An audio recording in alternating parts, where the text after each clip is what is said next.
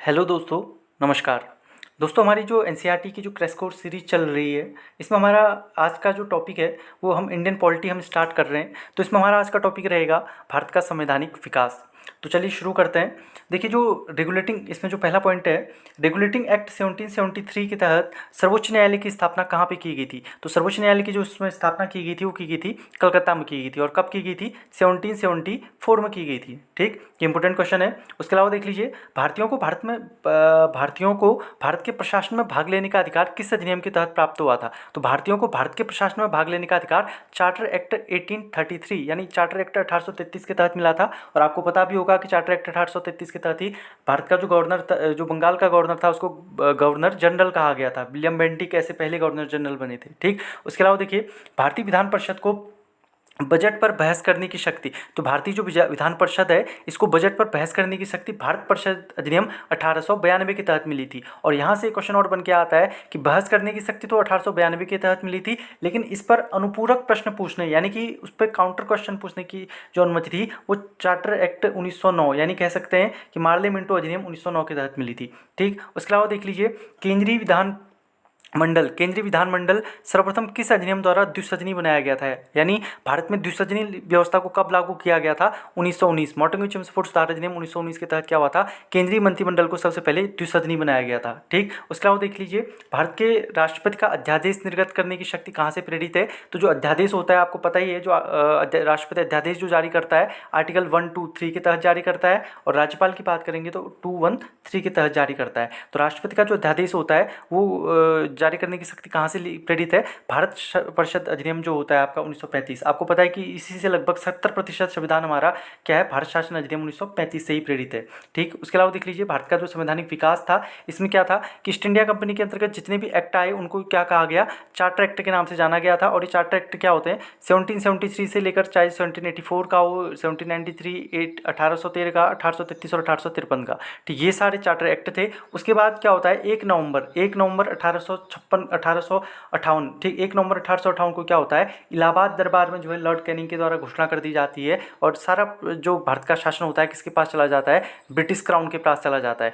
तो तब से जितने भी जो एक्ट आते हैं उनको भारत शासन अधिनियम के नाम से जाना जाता है। ठीक, ये याद रखेंगे। उसके बाद देख लीजिए, केंद्र में द्वैध शासन व्यवस्था किस अधिनियम के तहत लागू की गई? तो देखिए, केंद्र में द्वैध शासन व्यवस्था भारत शासन अधिनियम 1935 के तहत लागू की गई। अगर यही सवाल पूछेगा कि प्रांतों में द्वैध शासन व्यवस्था कब लागू की गई, तो मॉर्टन चेम्सफोर्ड सुधार अधिनियम 1919 के तहत लागू की गई थी। ठीक, उसके अलावा देख लीजिए, ब्रिटिश भारत में किस अधिनियम में संघीय शासन का प्रावधान था? तो देखिए, संघीय शासन का प्रावधान भारत शासन अधिनियम 1935 में था। उसके अलावा देखिए, अगला क्वेश्चन है, अखिल भारतीय संघ स्थापित करने का प्रावधान किस अधिनियम में किया गया है? तो देखिए, अखिल भारतीय जो संघ था इसको स्थापित करने का प्रावधान भारत शासन अधिनियम 1935 में किया गया था। उसके बाद देखिए, केंद्र और राज्यों के मध्य शक्तियों का विभाजन। देखिए, जो भारतीय संविधान की जो 7वीं अनुसूची है उसमें क्या है?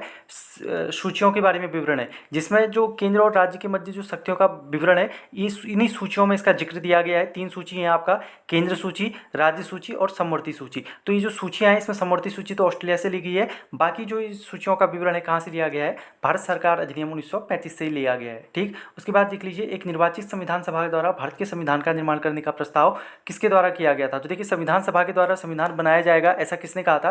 क्रिप्स मिशन के द्वारा कहा गया था। क्रिप्स मिशन कब आया था? 1942 में क्रिप्स मिशन भारत आया था। उसके बाद देख लीजिए, संविधान सभा का गठन किसके अंतर्गत किया गया था? तो कैबिनेट मिशन के तहत किया गया था। और कैबिनेट मिशन भारत कब आया था? 24 मार्च। कब आया था? 24 मार्च 1946 को आया था। इसमें कितने मेंबर थे? इसमें 3 मेंबर थे। एक तो था आपका पैथिक लॉरेंस, दूसरे थे आपका एवी अलेक्जेंडर, और तीसरे होते हैं इसमें कौन? स्टैनफोर्ड क्रिप्स होते हैं। और इसके अध्यक्ष कौन होते हैं? पैथिक लॉरेंस होते हैं। ठीक, 3 मेंबर इसमें थे, याद रखेंगे। उसके बाद देख लीजिए, कैबिनेट मिशन के द्वारा जो भी योजना प्रस्तुत की गई थी उसमें संविधान में सभा में प्रांतों से प्रतिनिधियों का निर्वाचन किस अनुपात में था? यानी जो भी संविधान सभा निर्वाचित की जा रही है उसमें कितने मेंबर किस जनसंख्या के अनुपात में अपॉइंट किए जाएंगे? तो 10 लाख की जनसंख्या पर एक सदस्य को चुना जाएगा, ऐसा इसमें निर्धारण किया गया था। उसके बाद देख लीजिए, भारतीय संविधान का निर्माण करने वाली संविधान सभा के सदस्यों का चुनाव किसके द्वारा किया गया था? विभिन्न प्रांतों की विधानसभाओं के द्वारा जो है इसका चुनाव किया गया था। ठीक, अब देखिए, उस समय जो कैबिनेट मिशन के तहत जो संविधान सभा का गठन किया गया था, यानी जो इंटरिम गवर्नमेंट बनाई गई थी, तो उसमें जो कौन कौन मंत्री थे तत्कालीन, जब तक संविधान बन नहीं जाता तब तक देश चलाने के लिए जो भी मंत्रिमंडल बनाया गया था, तो उसके जो मंत्री हैं वो देख लीजिए कौन कौन से थे। इसमें जो प्रमुख मंत्री हैं, जवाहरलाल नेहरू ये कौन थे, राष्ट्रमंडल संबंधी एवं विदेश मामलों के जो मंत्री थे वो थे जवाहरलाल नेहरू। गृह सूचना एवं प्रसारण मंत्री सरदार वल्लभ भाई पटेल। खाद्य एवं कृषि मंत्री डॉक्टर राजेंद्र प्रसाद। यहाँ से क्वेश्चन और बनता है कि राष्ट्रपति बनने से पहले डॉक्टर राजेंद्र प्रसाद किस विभाग में थे, तो खाद्य एवं कृषि विभाग में थे, और इनका संबंध कहाँ से है, बिहार से है। उसके बाद देख लीजिए जॉन मथाई उद्योग एवं नागरिक आपूर्ति मंत्री थे। श्रम मंत्री थे जगजीवन राम। रक्षा मंत्री सरदार बलदेव सिंह, ये क्वेश्चन पूछा गया, एक बार याद रखेंगे। रक्षा मंत्री अंतरिम सरकार में रक्षा मंत्री कौन रहे, सरदार बलदेव सिंह। उसके अलावा वित्त मंत्री कौन थे, अंतरिम वित्त मंत्री लियाकत अली खां। और अंतरिम शिक्षा एवं कला मंत्री चक्रवर्ती राजगोपालाचारी भारत के अंतिम क्या रहे, अंतरिम गवर्नर जनरल भी रहे हैं। उसके अलावा देख लीजिए भारत शासन अधिनियम 1919 की समीक्षा करने के लिए 1927 में साइमन कमीशन का गठन किया गया था। तो भारत शासन अधिनियम अपने आप में वैसे भी महत्वपूर्ण है, इसने सबसे पहले भारतीय महिलाओं को वोट देने का अधिकार प्राप्त दिया था। उसके अलावा जो कैग था, कैग को की नियुक्ति का अधिकार भारत सचिव को दिया गया था, ठीक है। अब किस अधिनियम के तहत, 1919 के अधिनियम के तहत। तो इसमें बहुत सारी चीज़ें हैं, अभी देखिए सिर्फ इंपॉर्टेंट चीज़ों पर हम डिस्कस करेंगे। देख लीजिए भारत की संविधान सभा की पहली बैठक 9 दिसंबर 1946 को हुई थी। अब देखिए इसको समझ लेते हैं। 9 दिसंबर 1946 को संविधान सभा की पहली बैठक होती है, जिसमें सच्चिदानंद सिन्हा को अस्थायी अध्यक्ष बनाया जाता है, और ये सबसे बुजुर्ग सदस्य होने के नाते बनाया जाता है। और ऐसा कहाँ से लिया गया है, फ्रांस से लिया गया है, ठीक। उसके अलावा 11 दिसंबर 1946 को दूसरी बैठक होती है, जिसमें डॉक्टर राजेंद्र प्रसाद को स्थायी अध्यक्ष बनाया जाता है, और एस.सी. मुखर्जी और वी.टी. कृष्णामाचारी इनको उपाध्यक्ष बनाया जाता है, ठीक। और बी.एन. रावत को संवैधानिक सलाहकार बनाया जाता है। और फिर 13 दिसंबर 1946 को फिर तीसरी बैठक होती है, जिसमें जवाहरलाल नेहरू के द्वारा उद्देश्य प्रस्ताव पेश किया जाता है, जिसको हम प्रस्तावना भी कहते हैं। और जो पारित कब होता है, वो पारित होता है आपका 22 जनवरी 1947 को। कब होता है, 22 जनवरी 1947 को पारित होता है, ठीक। अभी देखेंगे, आगे देख लीजिए। संविधान सभा का प्रथम प्रारूप बी.एन. राव ने तैयार किया था, ठीक हो गया। उसके अलावा देखिए संविधान सभा का स्थायी अध्यक्ष डॉक्टर राजेंद्र प्रसाद। संविधान सभा ने पंडित नेहरू द्वारा उद्देश्य प्रस्ताव कब दिया गया था, 13 दिसंबर 1946 को दिया गया था, और ये पारित कब हुआ था, 22 जनवरी 1947 को पारित हुआ था, ठीक। उसके अलावा देख लीजिए इंपॉर्टेंट क्वेश्चन है, भारतीय संविधान के निर्माण काल में संविधान के कुल कितने अधिवेशन हुए थे, तो देखिए 12 अधिवेशन हुए थे टोटल, ठीक। यानी जब संविधान बन रहा था तो उस दौरान संविधान सभा के कुल कितने अधिवेशन हुए, 12 अधिवेशन हुए, ठीक। उसके अलावा कितना समय लगा संविधान को बनने में, 2 वर्ष 11 माह 18 दिन लगे। संविधान सभा के संवैधानिक सलाहकार कौन है, डॉक्टर बी.एन. राव हैं। उसके अलावा देख लीजिए भारत की जो संविधान सभा के वर्तमान राष्ट्रीय ध्वज को कब अपनाया गया, 22 जुलाई 1947 को अपनाया गया। देखिए यहाँ पे याद रखेंगे कि 13 दिसंबर क्या था, 13 दिसंबर 1946 को तो जो है क्या किया गया है, 13 दिसंबर 1946 को उद्देश्य प्रस्ताव पेश किया जवाहरलाल नेहरू ने, और ये 22 जनवरी ठीक अगले साल, इसके अगले महीने यानी 22 जनवरी 1947 को क्या हो जाता है, पारित कर दिया जाता है, ठीक। और ठीक 22 जुलाई, ठीक इसके 6 महीने बाद 22 जुलाई 1947 को राष्ट्रीय ध्वज को अपनाया जाता है। बाकी जो राष्ट्रीय गान, राष्ट्रीय गीत हैं वो सब क्या होते हैं, 24 जनवरी 1950 को अपनाए जाते हैं। बाकी सब कब अपनाए जाते हैं, 24 जनवरी 1950 को अपनाए जाते हैं, ठीक। अब देख लीजिए संविधान सभा की जो प्रथम बैठक की अध्यक्षता डॉक्टर सच्चिदानंद सिन्हा ने की थी, अस्थायी अध्यक्ष थे। और ये अस्थायी अध्यक्ष इनको बनाने का जो की प्रेरणा थी, यानी सबसे बुजुर्ग सदस्य के रूप में कहाँ से ली गई है, फ्रांस से ली गई है, ठीक है। ये भी याद रखेंगे। नेक्स्ट क्वेश्चन देखिए, भारत का संविधान पूर्णतः कब लागू हुआ था, 26 जनवरी 1950 को लागू हुआ है। उसके अलावा देख लीजिए संविधान सभा के बारे में कुछ महत्वपूर्ण तथ्य इसमें दिए हैं।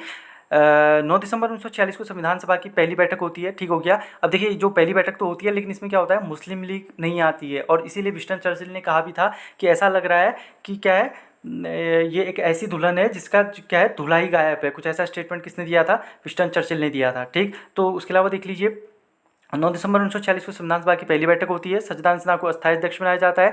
11 दिसंबर 1946 को डॉक्टर राजेंद्र प्रसाद को स्थायी अध्यक्ष चुना गया।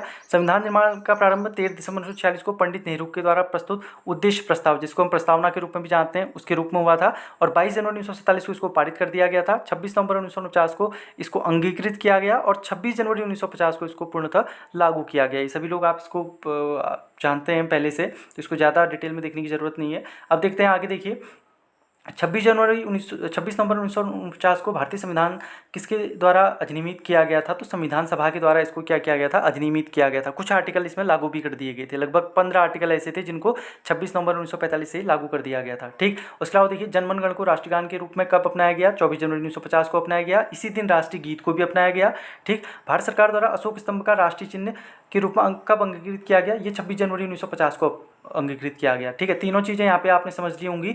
अगर ये पूछेगा राष्ट्रीय ध्वज पूछेगा तब तो 22 जुलाई 1947 हो जाएगा। राष्ट्रीय गान राष्ट्रीय गीत पूछेगा तो 24 जनवरी 1950 हो जाएगा। और राष्ट्रीय चिन्ह पूछेगा तो 26 जनवरी 1950 हो जाएगा। ठीक, संविधान सभा की जो सलाहकार समिति थी, ठीक है, संविधान सभा की जो सलाहकार समिति थी, इसके अध्यक्ष कौन थे? सरदार वल्लभ भाई पटेल। ये बहुत महत्वपूर्ण क्वेश्चन है। जो संविधान सभा की जो सलाहकार समिति थी, इसके अध्यक्ष कौन थे? सरदार वल्लभ भाई पटेल थे। ठीक, और संविधान सभा की जो झंडा समिति थी, इसके सदस्य कौन थे? ये थे, अध्यक्ष कौन थे? ये थे आपका डॉक्टर राजेंद्र प्रसाद। ठीक, अब देख लीजिए कुछ प्रमुख समितियां हैं जो संविधान के दौरान बनाई गई थी और इनके अध्यक्ष कौन कौन है। तो संघ समिति के अध्यक्ष थे जवाहरलाल नेहरू। संघीय संविधान समिति, ये भी जवाहरलाल नेहरू, यानी जो संघ वर्ड जहाँ आएगा वहाँ जवाहरलाल नेहरू आ जाएंगे। प्रांतीय संविधान समिति के अध्यक्ष थे ये आपका डॉक्टर सरदार वल्लभ भाई पटेल। प्रारूप समिति भीमराव अंबेडकर। ये कब बनी थी? 29 अगस्त 1947 को बनी थी और 29 अगस्त को ही मेजर ध्यानचंद का जन्मदिन है, इसी कारण 29 अगस्त को खेल दिवस के रूप में भी मनाते हैं, राष्ट्रीय खेल दिवस। ठीक, तो प्रारूप समिति डॉक्टर भीमराव अंबेडकर। मौलिक अधिकार और अल्पसंख्यक परामर्श समिति सरदार वल्लभ भाई पटेल। प्रक्रिया नियम समिति डॉक्टर राजेंद्र प्रसाद। राज्यों के लिए समिति पंडित जवाहरलाल नेहरू। और संचालक समिति ये बनी थी आपका डॉक्टर राजेंद्र प्रसाद। इसमें सबसे महत्वपूर्ण क्या है? संघ शक्ति होगी, संघ शक्ति समिति, प्रारूप समिति, मौलिक अधिकार समिति, बहुत बार पूछी गई हैं, तीनों याद रखेंगे। ठीक, उसके अलावा देख लीजिए संविधान के कार्यों से संबंधित समिति के अध्यक्ष कौन है? जीवी मावलंकर। देखिए जीवी मावलंकर लोकसभा के प्रथम अध्यक्ष भी रह चुके हैं, जीवी मावलंकर। और लोकसभा के प्रथम अध्यक्ष थे जीवी मावलंकर और प्रथम उपाध्यक्ष थे अनंत शयन आयंगर। ठीक, याद रखेंगे। और संविधान सभा के कार्यों से संबंधित, संविधान सभा के जो कार्य थे उनसे संबंधित समिति के अध्यक्ष कौन थे? जीवी मावलंकर थे।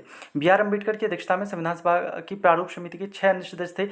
एन गोपाल स्वामी आयंगर, के एम मुंशी, बी एल मित्र। बाद में जो है बी एल मित्र की जगह पे जो है एन माधवराव को बनाया दिया जाता है। अल्लादी कृष्ण स्वामी अय्यर, मोहम्मद सादुल्ला और डी पी खेतान। और डी पी खेतान की जगह बाद में टी टी कृष्णामाचारी आ जाते हैं। और इसमें एकमात्र गैर कांग्रेसी सदस्य कौन थे? डॉक्टर के एम मुंशी थे, याद रखेंगे। ठीक, ये महत्वपूर्ण है। उसके अलावा देख लीजिए संविधान सभा ने बी आर अम्बेडकर के अध्यक्षता में प्रारूप समिति बता दिया 29 अगस्त 1947 को। और 29 अगस्त को ही जो है राष्ट्रीय खेल दिवस मेजर ध्यानचंद जी के जन्मदिन के अवसर पर मनाया जाता है।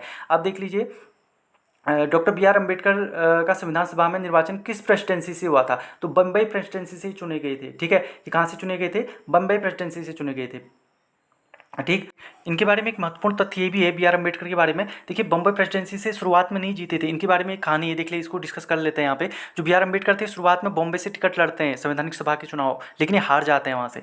फिर बाद में कहाँ से? मुस्लिम लीग के टिकट पर ये कहाँ से लड़ते हैं? फिर पूर्वी बंगाल से चुनाव लड़ते हैं। ठीक, बी आर अम्बेडकर क्या करते हैं? फिर जब ये बॉम्बे प्रेसिडेंसी से चुनाव लड़ते हैं तो हार जाते हैं शुरुआत में, लेकिन फिर ये मुस्लिम लीग के टिकट पर पश्चिम बंगाल मुस्लिम लीग के टिकट पर पूर्वी बंगाल में एक क्षेत्र पड़ता है जयसुर कुलना क्षेत्र से चुनाव लड़ते हैं। वहाँ पे क्या होता है? जीत जाते हैं। लेकिन जब विभाजन वाली बात आती है तो जो आपको पता है कि जो पूर्वी बंगाल वाला जो इलाका है कहाँ चला जाता है? पाकिस्तान के पास चला जाता है। तो अब इनकी सीट खाली करनी पड़ती है क्योंकि ये क्षेत्र तो कहाँ चला जा रहा है? पाकिस्तान में चला जाता है। तो अब होता क्या है कि संविधान सभा का जो ये क्षेत्र था ये तो चला गया पाकिस्तान में, यानी अभी इनकी जो सीट थी क्या हो गई? लगभग खत्म हो गई यहाँ पे। अब क्या होता है कि ये जो ऐसा हो जाता है तो जो संवैधानिक सलाहकार जो भारत के संविधान के रहते हैं वो कौन होते हैं? B N Rao. इनके द्वारा जो है क्या हो जाता है? राजेंद्र प्रसाद को एक पत्र लिखा जाता है और इसमें जिक्र किया जाता है कि अगर बी आर अम्बेडकर नहीं होंगे तो संविधान कैसे बनेगा, इनका होना जरूरी है। तो इसलिए राजेंद्र प्रसाद क्या करते हैं? फिर बॉम्बे के जो प्रधानमंत्री होते हैं उस समय तत्कालीन जो बॉम्बे प्रेसिडेंसी थे उसके जो अध्यक्ष थे वहाँ पे कौन थे आपका?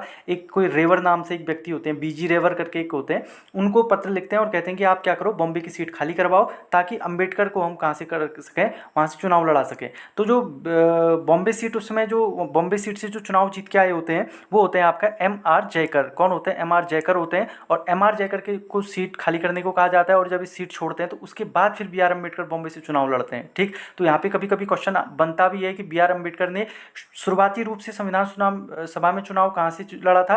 ये बॉम्बे से लड़ा था, हार गए थे, लेकिन इनको जीत कहाँ पे मिली थी शुरुआत में? पूर्वी बंगाल से मिली थी। ठीक, जयसुर कुलना करके क्षेत्र था। हालांकि इतना डीप क्वेश्चन वनडे एग्जाम में नहीं पूछेगा, तो पता होना चाहिए कि बी आर अम्बेडकर ने शुरुआत में बॉम्बे से चुनाव लड़ा था लेकिन हारे थे, और जीत कहाँ से मिली थी? जयसुर कुलना से मिली थी पूर्वी बंगाल में।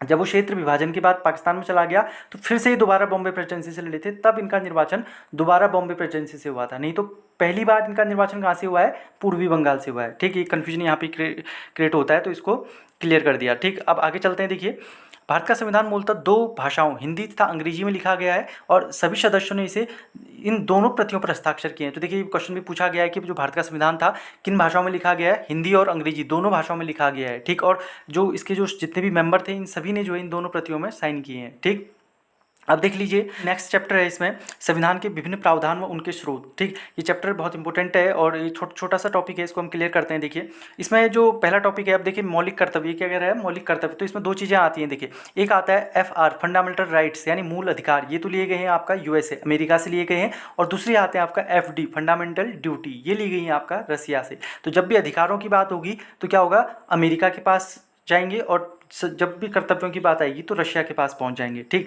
अब याद रखेंगे फंडामेंटल राइट्स मौलिक अधिकार है आपका अमेरिका से, और फंडामेंटल ड्यूटी यानी मौलिक कर्तव्य आएंगे तो रशिया हो जाएगा। ठीक, तो मौलिक कर्तव्य यहाँ पे दिए गए हैं। मौलिक कर्तव्य कहाँ से लिया गया है, रूस से लिए गए हैं। नीति निर्देशक तत्व DPSP ये कहाँ से लिए गए हैं, आयरलैंड से ली गई हैं। ठीक, और आयरलैंड ने कहाँ से ली थी, स्पेन से ली थी। तो एक बार क्वेश्चन पूछा गया था कि नीति निर्देशक तत्व कहाँ से लिए गए हैं, वहाँ पे आयरलैंड डैश स्पेन लिखा था, आयरलैंड डैश USA लिखा था। तो कहाँ से लिए गई हैं, आयरलैंड स्पेन से ली गई हैं, क्योंकि आयरलैंड ने भी स्पेन से ग्रहण की हैं। ठीक, ये भी याद रखेंगे। उसके बाद देख लीजिए भारतीय संविधान की प्रस्तावना में स्वतंत्रता, समानता और बंधुत्व ये कहाँ से ली गई हैं, फ्रांस से ली गई हैं। जो फ्रांस की क्रांति होती थी उसमें ये चीज़ों का नारा दिया गया था, स्वतंत्रता, समानता और बंधुत्व का, तो फ्रांस से ली गई हैं। न्यायिक पुनरावलोकन जुडिशियल रिव्यू, ठीक, आर्टिकल 13, ठीक, आर्टिकल 13 जुडिशियल रिव्यू ये कहाँ से लिया गया है, अमेरिका से लिया गया है। उसके अलावा देख लीजिए भारतीय संविधान कि एक विशेष संविधान द्वारा निर्मित लिखित संविधान है। इस दृष्टिकोण से भारतीय संविधान अमेरिकी संविधान के समतुल्य है। तो देखिए कहीं ना कहीं भारतीय संविधान अमेरिकी संविधान के समतुल्य माना जाता है, लेकिन अमेरिका का जो संविधान क्या है वो तो दोहरी नागरिकता पे बात करता है, कई चीज़ों में क्या है अलग अलग भी है, लेकिन समानता की दृष्टि से देखें, लिखित संविधान के रूप में देखें तो अमेरिका के संविधान के जैसा है, क्योंकि अमेरिका का संविधान अपने आप में क्या है, लिखित संविधान है। अब देख लीजिए भारतीय संविधान में संवैधानिक संशोधन, ठीक, का प्रावधान कहाँ से लिया गया है, तो देखिए दक्षिण अफ्रीका से लिया गया है। यानी जो हम जो संवैधानिक संशोधन करते हैं, ठीक, जो क्या है संवैधानिक संशोधन आर्टिकल 368 कहाँ से है, दक्षिण अफ्रीका से। भारत के संविधान में सम्मिलित आपातकालीन उपबंध जर्मनी से लिए गए हैं। संघात्मक व्यवस्था, देखिए जो संघीय जितनी व्यवस्थाएं होंगी सब कनाडा से ली गई होंगी। ठीक, उसके अलावा देख लीजिए भारत के संविधान में सम्मिलित समवर्ती सूची, ये मैंने बता दिया कि जो 7वीं अनुसूची है उसमें क्या है, सूची का वर्णन है, जिसमें समवर्ती सूची ऑस्ट्रेलिया से ली गई है, और प्रस्तावना की जो भाषा है ये भी ऑस्ट्रेलिया से ली गई है। ठीक, उसके अलावा देख लीजिए भारतीय संविधान में निहित विधि द्वारा स्थापित प्रक्रिया किस देश के संविधान से ली गई है, तो देखिए जापान, विधि द्वारा स्थापित प्रक्रिया जापान, विधि कहाँ से ली गई है, जापान से ली गई है। मूल कर्तव्य रशिया से लिए गए हैं। संसदीय विशेषाधिकार ये ब्रिटेन से लिए गए हैं, यानी जो संसदीय व्यवस्था है वो हमने कहाँ से ली है, ब्रिटेन से ली है। तो देख लीजिए अलग से यहाँ पे ब्रैकेट भी बना रखा है, इसमें दी हुई है। मूल अधिकार ये USA मैंने बता चुका हूँ। तो देखिए USA से क्या क्या लिया गया है, प्रस्तावना के जो शब्द हैं ये तो कहाँ से, यानी जो हम भारत के लोग ये USA से लिए गए हैं, जबकि प्रस्तावना की भाषा ऑस्ट्रेलिया से ली गई है। उसके अलावा मूल अधिकार USA से हैं। स्वतंत्र न्यायपालिका इंडिपेंडेंट जुडिशरी कहाँ से ली गई है, USA से ली गई है। न्यायिक पुनरावलोकन जुडिशियल रिव्यू ये भी अमेरिका से है। सुप्रीम कोर्ट हाई कोर्ट ये सारे सुप्रीम कोर्ट हाई कोर्ट का और उनके जो न्यायाधीश हैं उनको हटाने का जो अधिकार है, यानी जो महाभियोग की जो प्रक्रिया होगी वो भी सब कहाँ से ली गई है, USA से ली गई है। ठीक, राष्ट्रपति पर महाभियोग ये भी USA का है। PIL जनहित याचिका, PIL जो आप PN भगवती जिसके बारे में पढ़ेंगे ये भी कहाँ से ली गई है, USA से ली गई है। न्यायिक पुनरावलोकन जुडिशियल रिव्यू वहीं से ली गई है। उपराष्ट्रपति का पद, अब देखिए जो उपराष्ट्रपति का पद है ये भी कहाँ से लिया गया है, संयुक्त राज्य अमेरिका से लिया गया है। ठीक, उसके अलावा देख लीजिए ब्रिटेन से क्या लिया गया है, विधि का शासन, संसदीय शासन प्रणाली, एकल नागरिकता, ठीक, सिंगल सिटीजनशिप, यानी भारत की नागरिकता एकल नागरिकता है तो ये ब्रिटेन से ली गई है। द्विसदनी व्यवस्था ये भी ब्रिटेन से। विधि निर्माण प्रक्रिया और मत के आधार पर चुनाव जीत का निर्णय, विधायिका में अध्यक्ष पद की भूमिका और संसदीय विशेषाधिकार ये ब्रिटेन से लिए गए हैं। दक्षिण अफ्रीका से देखिए संविधान संशोधन की प्रक्रिया और राज्यसभा के सदस्यों का निर्वाचन, यानी जो राज्यसभा के सदस्य हैं उनका निर्वाचन दक्षिण अफ्रीका से लिया गया है। ठीक, कनाडा से क्या लिया गया है, जो संघीय शासन व्यवस्था है, यानी जो अवशिष्ट शक्तियां हैं वो सारी केंद्र के में निहित होंगी, ये भी कनाडा से कहा गया है। केंद्र राज्य में राज्यपाल की नियुक्ति, अब ये देखिए ये एक इंपॉर्टेंट फैक्ट है, देखिए यहाँ पे याद रखेंगे जो गवर्नर की पोस्ट है, ठीक, जो यानी जो राज्यपाल पोस्ट ऑफ गवर्नर ये तो 1935 के भारत शासन अधिनियम से ली गई है 1935 से, और वहीं जो अपॉइंटमेंट ऑफ गवर्नर अगर ये पूछेगा तब आ जाएगा कनाडा। ठीक, याद रखेंगे राज्यपाल का पद जो है भारत शासन अधिनियम 1935 से लिया गया है, और राज्यपाल के पद की चयन जो प्रक्रिया है यानी नियुक्ति की जो प्रक्रिया है वो कनाडा से ली गई है। ठीक, दो अलग अलग चीज़ें हैं। उसके अलावा देख लीजिए उच्चतम न्यायालय का परामर्शी न्याय निर्णय। देखिए आपको पता है कि जो हाईकोर्ट सुप्रीम कोर्ट होता है वो क्या करता है, राष्ट्रपति को सलाह दे सकता है, यानी राष्ट्रपति उस सुप्रीम कोर्ट से सलाह ले सकता है। आर्टिकल 143 के तहत ये बताया गया है। ये कहाँ से लिया गया है, कनाडा से लिया गया है। उसके अलावा संघात्मक विशेषता यानी जो सेंट्रल की जो पावर हैं उसकी जो विशेषताएं वो सब कनाडा से ली गई हैं। ठीक, ऑस्ट्रेलिया से समवर्ती सूची, व्यापार वाणिज्य समागम स्वतंत्रता, संसद के दोनों सदनों की संयुक्त बैठक यानी जो ज्वाइंट सिटिंग है, आर्टिकल 108 जिसकी अध्यक्षता लोकसभा अध्यक्ष करता है और राष्ट्रपति आहूत करता है। ठीक, तो ये कहाँ से ली गई हैं, ये आपका ऑस्ट्रेलिया से ली गई हैं। ठीक, अब देखिए आयरलैंड से डीपीएसपी राज्य के नीति निर्देशक तत्व लिए गए हैं। राष्ट्रपति की निर्वाचन पद्धति यानी जो राष्ट्रपति का जो निर्वाचन होता है, ठीक, एकल संक्रमण जो पद्धति होती है वो कहाँ से ली गई है, आयरलैंड से ली गई है। राज्यसभा में सदस्यों का नामांकन ये भी जो है आयरलैंड से लिया गया है। ठीक, तो अलग अलग चीज़ें याद रखेंगे। अब देखिए अगला पॉइंट है यहाँ पे फ्रांस से आपको स्वतंत्रता समानता बंधुत्व पहले बता दिया और गणतंत्रात्मक व्यवस्था, और रूस से मूल कर्तव्य है प्रस्तावना में सामाजिक आर्थिक और राजनीतिक न्याय की बात, ये भी रूस से है। आपातकाल वाला जर्मनी से है और विधि की स्थापित प्रक्रिया जापान से है। ठीक है, ये चीज़ें यहाँ पे याद रखेंगे। अब देखिए यहाँ पे दो अलग अलग चीज़ें हैं। अगर ये पूछेगा राज्यसभा के सदस्यों का निर्वाचन पूछेगा तो ये दक्षिण अफ्रीका से लिया गया है, और राज्यसभा के सदस्यों का नामांकन अगर ये पूछेगा तो आयरलैंड से लिया गया है। क्योंकि आपको पता है कि राज्यसभा में राष्ट्रपति क्या करता है, 12 सदस्यों को नॉमिनेट करता है, नामांकन करता है। अगर नामांकन की बात आएगी तो आयरलैंड से होगा, और निर्वाचन की बात आ जाएगी राज्यसभा में, क्योंकि राज्यसभा का जो निर्वाचन होता है लोकसभा राज्यसभा दोनों के सदस्य मिलकर इसको क्या करते हैं, इसके सभी नामांकित और निर्वाचित सदस्य भी इसका निर्वाचन करते हैं। तो निर्वाचन अगर होगा तो दक्षिण अफ्रीका हो जाएगा, और अगर नामांकन की बात आएगी तो आयरलैंड हो जाएगा। ठीक, याद रखेंगे। उसके अलावा देखिए भारतीय संविधान में विधि निर्माण की प्रक्रिया ब्रिटेन से ली गई है, जबकि विधि द्वारा स्थापित प्रक्रिया जापान से ली गई है। ये बहुत इंपॉर्टेंट फैक्ट है, विधि निर्माण की प्रक्रिया ब्रिटेन और विधि द्वारा स्थापित प्रक्रिया जापान। ठीक, ये दो चैप्टर हमने देखे। अब नेक्स्ट चैप्टर अगले वीडियो में करेंगे। ठीक।